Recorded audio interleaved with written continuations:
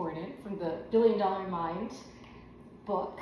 And this is the Billion Dollar Mind series where we kind of go over important concepts about mental strength.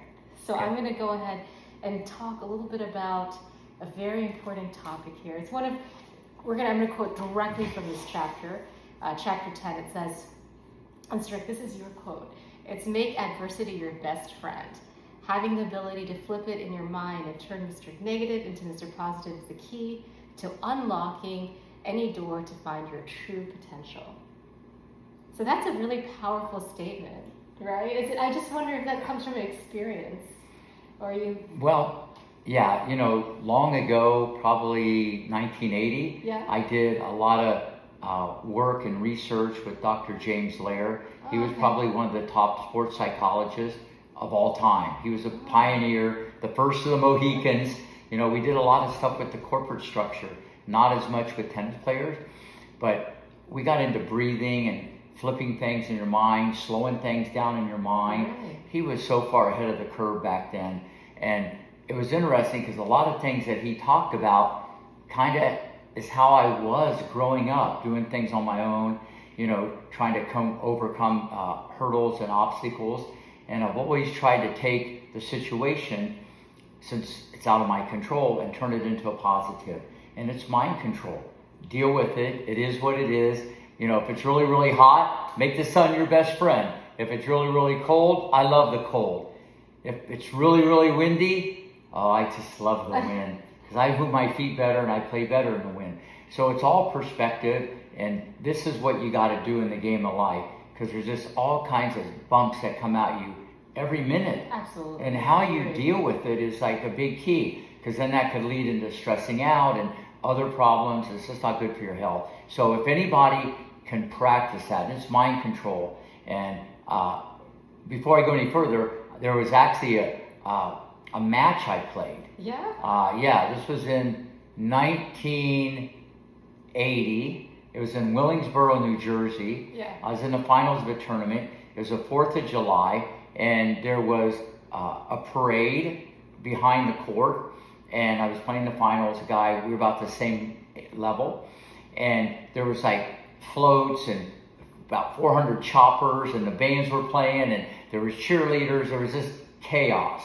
You couldn't even hear the ball nib hit the racket. Really? Okay. And I went into my James E. Lair mind control. I love cheerleaders. I love the floats. I love the choppers. I love the music. I won the match 6-0, 6-1. Amazing. I destroyed the guy, and we were kind of even.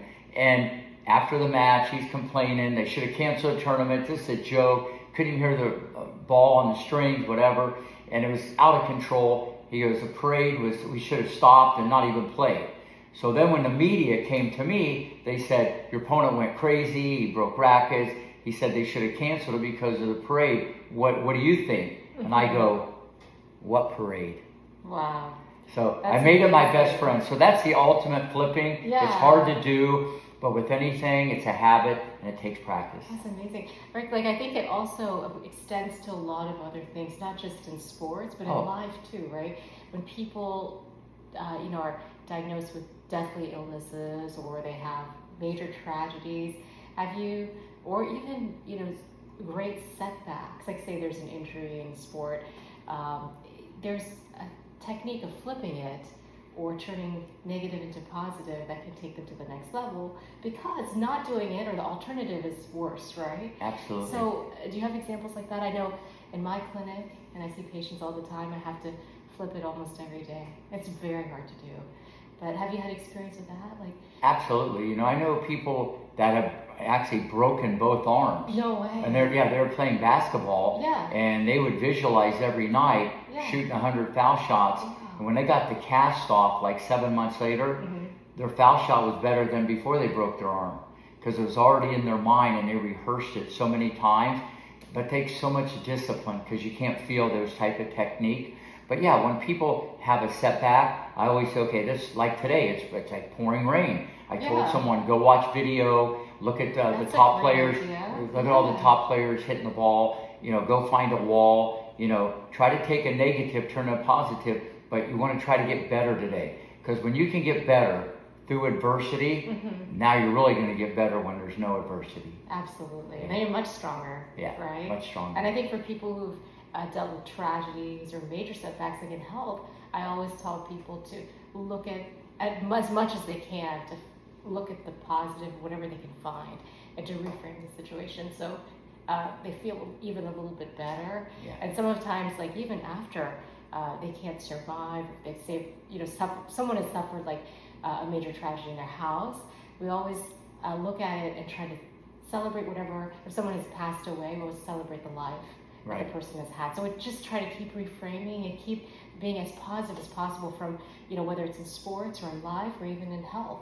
Yeah. It's so important, right? Absolutely. No, and I try to tell our people, always appreciate what you have, not what you don't have. Because you're going to have a lot of things that you don't have every minute, whether it be a big tragedy, like you said, or whatever. And it's hard to look at like that because you get caught up in the negative and then you can spiral. Absolutely. But I see this every single day, even dealing with mistakes in tennis or mistakes in life. Absolutely. And it's mind control, but it's not going to happen overnight. No one's perfect. We're all humans. But if you want to hit that ideal performance state and really get the best out of your potential, the mind controls the body, and that's the leader in the clubhouse. Yeah, and Rick, I love what you said. You said appreciate. That's a key word. Yeah. As soon as you start appreciating everything, your whole perspective changes. I appreciate you. I appreciate you too. My best partner ever writing a book, and we're going to do a lot more. A lot more. Where can we get the book? Amazon. You can get it online. You can get it at Barnes & Noble's online as well. So go find it. And It's go not only buy a it. game changer, a life changer. Absolutely. Bye. Bye.